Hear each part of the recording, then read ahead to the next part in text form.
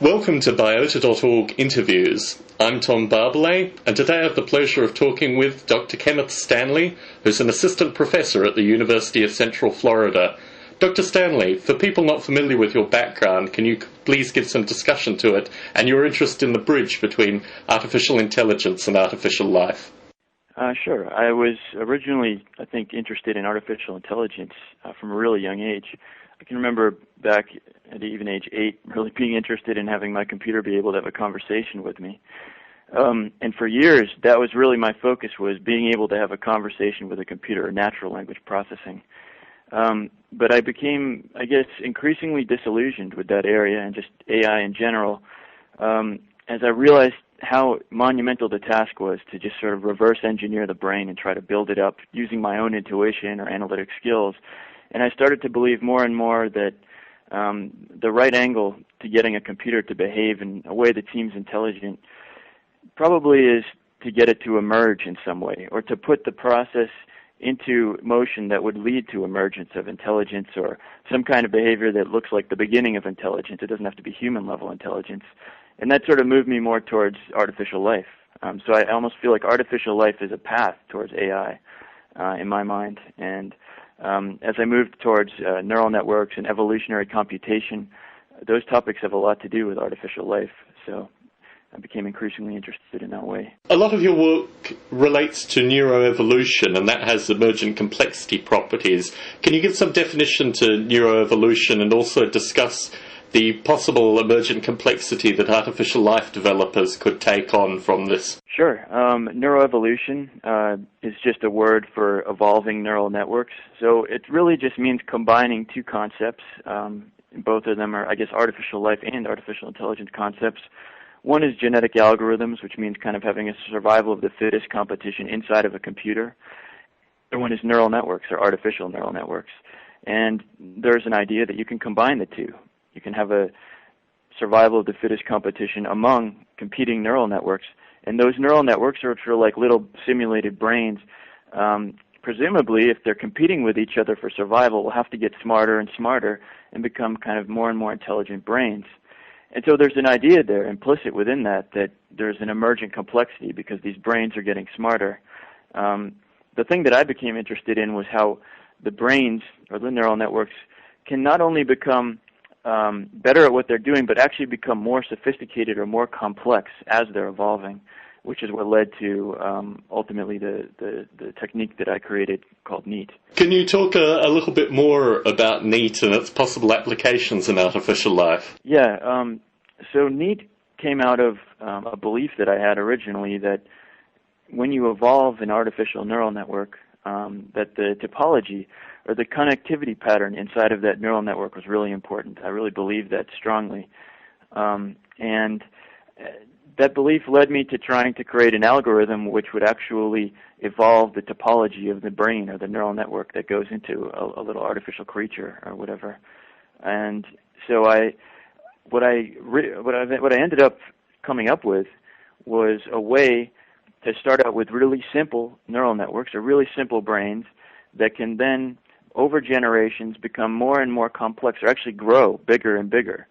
And I thought that was a really appealing analogy with natural evolution, where presumably our brains descended from brains that were simpler, and those descended from brains that were simpler. So there has been a kind of a complexity explosion over the course of natural evolution, and I tried to formalize that into an algorithm so that you could actually have that happen inside your computer.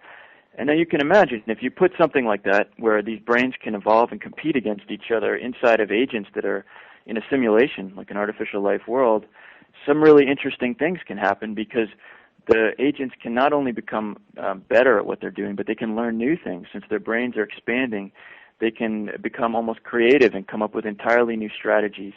And what they do can become increasingly complex. So I almost think that that's a necessary ingredient. If you really want to have a kind of a complexity explosion in an artificial world, there's got to be a way to expand the scope of what the agents can do. If you just have sort of a fixed-size brain or a fixed-size control algorithm or whatever it is that's controlling your little artificial agents, they're not going to be able to get out of that box. They're going to be limited by the size of the representation that you give them. So by having this kind of open-ended representation that gets bigger and bigger over evolutionary time, you really don't have a limit on the complexity that can be achieved. So I think it fits in well in that sense into the artificial life mold. Now, one of the examples of NEAT on your site is Nero. Can you introduce Nero and discuss the kind of development background to it? It was an idea that I had after some early work that I did before NEAT, where I was looking at using neuroevolution in games. That was actually the first thing that I ever was interested in neuroevolution, was whether it could happen in real time inside of a video game. So in other words, what that means is that evolution, this process of survival of the fittest that you usually think of happening over many years or even eons, is something that happens over minutes, while you're actually playing a game. So you actually see agents that you're interacting with in real time evolving at the same time, and they evolve in response to the way that you treat them. And so that's an idea that's a little bit strange from a genetic algorithms perspective, because genetic algorithms usually you kind of turn the experiment on and then go on vacation for a week and come back and see what evolved. Here we're saying it evolves while you're actually playing the game. And this obviously extends to artificial life and just simulations in general, because it doesn't have to be a game. It can be any kind of simulated environment that you want to be able to take part in real time and actually interact with evolving entities. So I had this interest in that kind of work, and that's early work that I did, and then I sort of moved into NEAT and the whole complexification and increasing complexity question for several years. But then there was this conference that just happened to be in town, which was on artificial intelligence and games. And we had an opportunity to bring up just ideas for games that have exploit artificial intelligence in new ways. And I said to myself, I really need to think of something now that's actually a good application of NEAT that could be run inside of a video game. So I thought of Nero, and really the motivation behind it, I was thinking about all the reasons that people don't put these kind of algorithm into video games. And there are good reasons. I mean, the video game industry has good reasons. For example, what if Apple doesn't achieve a level of skill that leads to entertainment, or if the agents just look really stupid and then nobody wants to buy the game? Or the converse of that is if the agents become too smart and so they're able to completely destroy you and you just feel terrible and you don't want to play the game. And so there's this issue of what level is evolution going to achieve and being instrumental in the game itself. And I was thinking that there has to be a way to detach that problem from just showcasing evolution. I mean, we need to get rid of the adversarial relationship between the player and the evolving entities. So that's why I thought, well, maybe instead of them being your opponent, they can be on your side, and your job can basically be to teach them. And that's where Nero came from. And so Nero is a game in which you, as the player, kind of take the role of a drill instructor, and you have sort of a little combat team of troops. They're robots that learn and evolve in real time, and you put them into scenarios, and those scenarios are scenarios that they have to learn to master in order to eventually be put into a battle against opponents that you might find on the internet who've also trained their troops. So it's not really exactly what the normal artificial life, because you've got these little robot battalions, but it has a lot of relation to artificial life simulations, and I think it could be put into that mold. Kind of if you take it out of the military context. Now, visualization is critical with contemporary artificial life, and I know you use the Torque engine with Nero. Can you give some discussion to that implementation and the benefits and issues that you found using it? Torque was a choice that we made early on. I should mention that Nero was an effort of more than 30 people over 2 years. It was a huge effort from an academic perspective because it was done at a university. Usually there's not that many people on a team.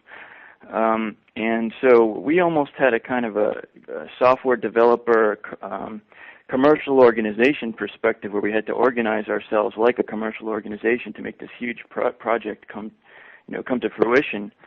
And so we had to decide on an engine early on that we would end up committed to and stuck with, for being able to do this kind of a real-time evolutionary simulation.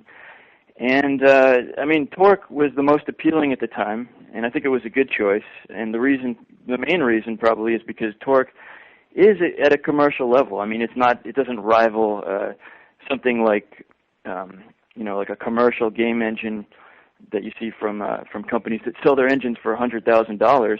But torque you can get for $100 on a research license or an academic license. So that was really the appealing thing about it, was that it was so cheap, and yet it was good enough to do so many things that look really good on the screen. Maybe not up to the best games that you see, but good enough.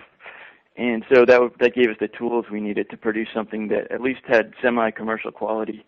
And we were able to thereby showcase this new thing, which was evolution happening in real time while the user interacts with it. And I think that a lot of the appeal that Nero has is because of torque and because it looks good.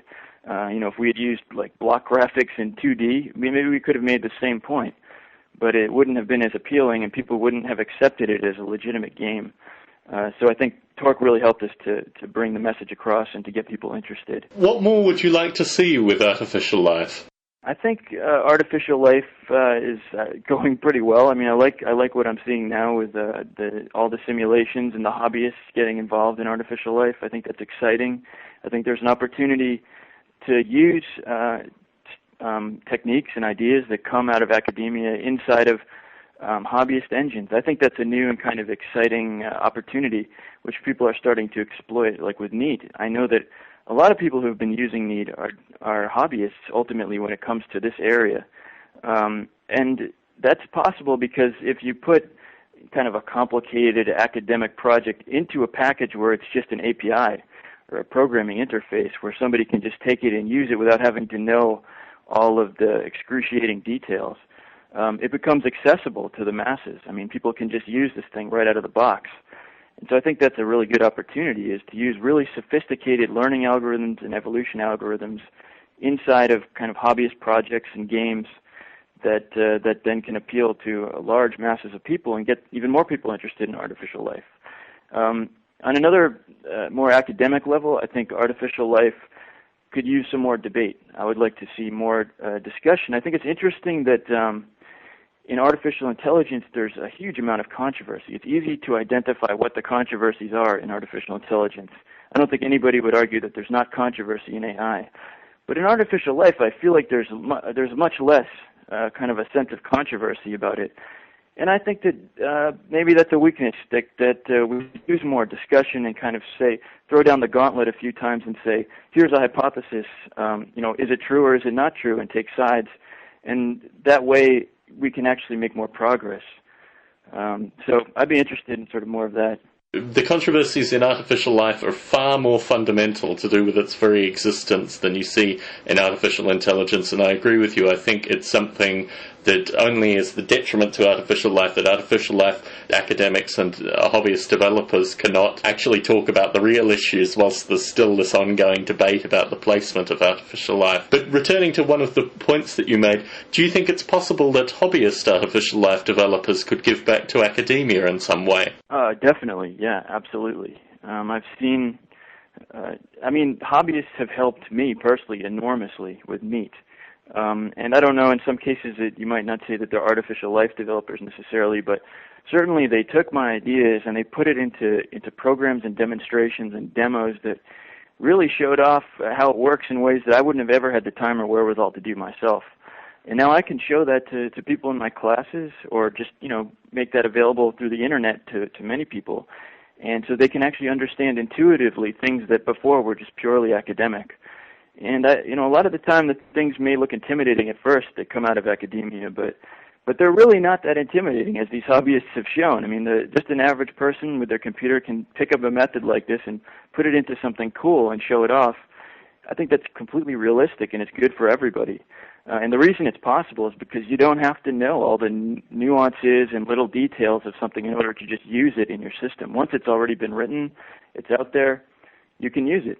And so it makes it available basically to anybody who's a hobbyist or just doing something for fun. And it helps everybody. Any final thoughts for the interview? Final thoughts? Well, I think something that I just would like to say about what I'm interested in is, I'm ultimately interested in the question of how really high-level complexity can be achieved through some kind of emergent process, even though the word emergent is kind of loaded. But can we set something in motion, putting the right ingredients at the beginning, so that over time, inside of a computer, there's some kind of complexity explosion. To me, that's what's really interesting in artificial life, is the potential for that kind of a dynamic to happen. And we've seen things like that to some extent, but nothing dramatic, nothing that would really remind you of life on Earth. I mean, there's nothing even close that's happened. So my view is something is missing right now. Something is missing from the equation. There's some ingredient missing, and I think that's really the fascinating question: is what is missing? Because I don't think it can be something that's that complicated or that ephemeral. It has to be something. It's something that we're going to figure out sooner or later. Because the initial ingredients that were there, say, at the beginning of life, they couldn't have been that complicated because they weren't designed by anything. They were just random events that happened to be the way things were at that time. So we just need to set up a situation that's somehow analogous to that, and then set the process in motion. And the question is kind of what level of abstraction do we need? Do we need to simulate chemical soup, or can we abstract that away and just go up to simulating sort of neurons at that level and just say, well, that's where we're going to begin, because all the other stuff that happened before really isn't relevant. And I don't think people agree on that, like where we should begin. But if we can pin it down and find the place to begin, I think some really exciting things can evolve from these systems, things that we've never seen before happen in computers. Thank you very much for the opportunity to interview you. Thank you. Thank you for having me.